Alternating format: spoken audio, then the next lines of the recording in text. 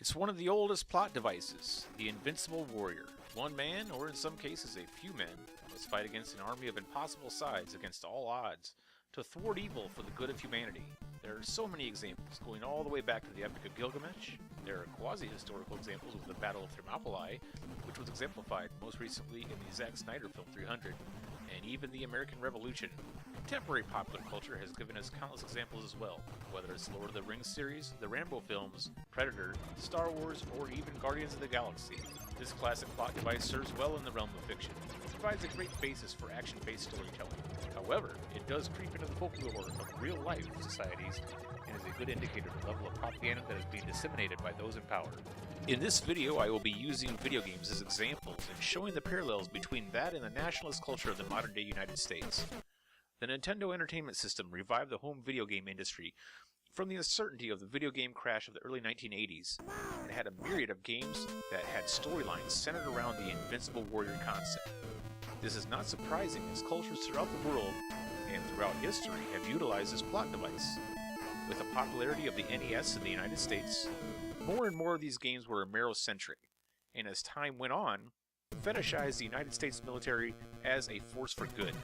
Perhaps the earliest example of this on the NES was the much maligned game Akari Warriors. Although the nationality of the commandos in this game was somewhat ambiguous, use of the Americanized Invincible Warrior plot device was easy to identify. Akari Warriors played off the popularity of action films such as First Blood, colloquially known as Rambo, and Commando. Speaking of Commando, the NES game Commando, while completely unrelated to the Schwarzenegger film of the same name, follows a similar plot and game design. Commando and Akari Warriors were released in 1985 and 1986 respectively. Both games feature vertical scrolling action where the Invincible Warriors take on a massive army and single-handedly destroy them with nothing but their firearms and hand grenades. The heroes of these games, like many others of a similar style, were given American-sounding names and portrayed as Americans in appearance. What is interesting about the aesthetics of the stories of these games and the aforementioned 1980s action movies Rambo and Commando is that they put American soldiers in the role of the Invincible Warrior, against all odds, among the backdrop of a setting that is not unlike that of Vietnam. This formula is continued with the widely popular Contra series, perhaps the best shoot-'em-up series of games for the NES, and lesser-known titles such as Jackal and Guerrilla War. It's as if some revisionist history was going on, instead of the quasi-imperialist meddling of the United States in a conflict that arguably had little of interest to offer the United States. We have forgotten heroes fighting against sadistic warlords in far-off banana republics. In reality, deplorable acts of mass murder, rape, and obliteration of a developing nation's infrastructure were the cost of this unpopular war. In this fantasy portrayed by movies and games of the genre, we have hearted men who only wish to fight for what is right and just at any cost. As home video game consoles developed, this plot device was continually rehashed, most notably, as of late, with Call of Duty. This series, of course, places the Invincible Warrior in the Middle East battling Islamic extremists. As a retro gamer, I will not be providing any further analysis of these games because I simply have not played them. What I will go into is how the parable of the Invincible Warrior plays into modern culture and its contribution to propaganda. In recent history, one example stands out: the assassination of Osama bin Laden. The official government accounts of the elimination of this maligned man can be characterized as an Invincible Warrior parable. Against all odds, a small team of veteran soldiers creep through enemy lines and destroy the boogeyman. Elite American soldiers are deified, and it is implied that they have rid the world of an unfathomable evil. Bin Laden was killed by U.S. Navy SEALs in Pakistan as part of Operation Neptune Spear, according to an announcement by President Barack Obama on May 1st, 2011. Good evening. Tonight, I can report to the American people and to the world that the United States has conducted an operation that killed Osama bin Laden, the leader of Al-Qaeda.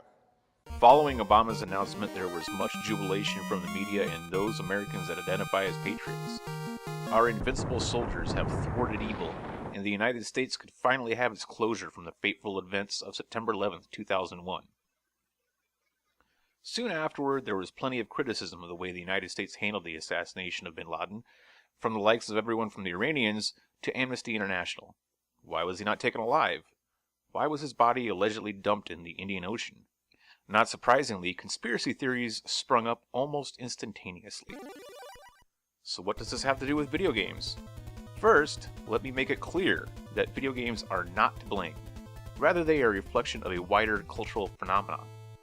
Whether it is a heroic tale of Solid Snake and the Foxhound unit infiltrating Outer Heaven, or the state-approved account of Operation Neptune Spear, these are legends and folklore rather than unadulterated accounts of the facts.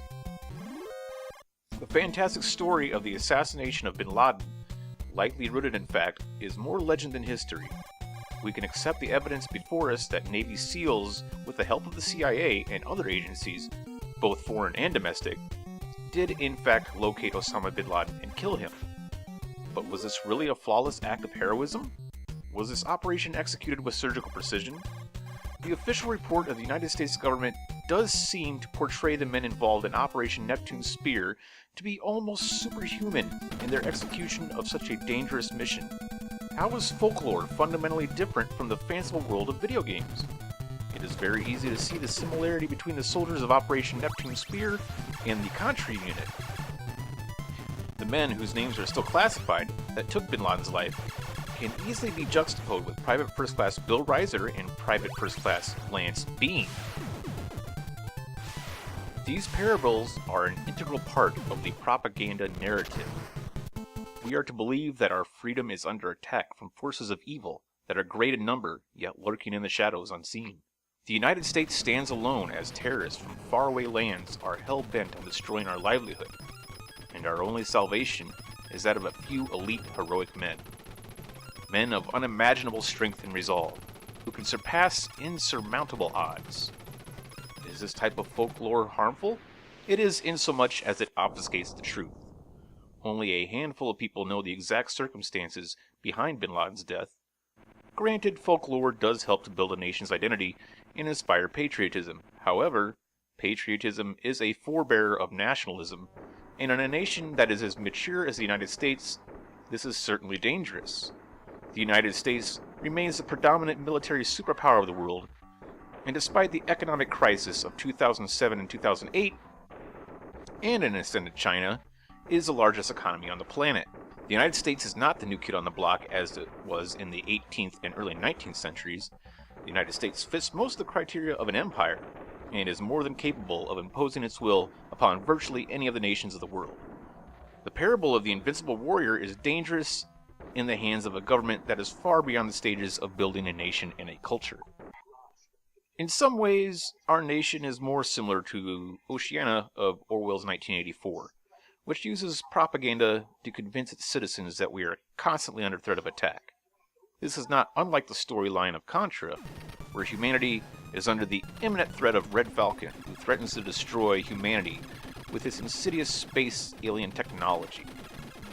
And when we are victorious, just like at the end of that Konami action classic, we destroy our enemies and everything around them.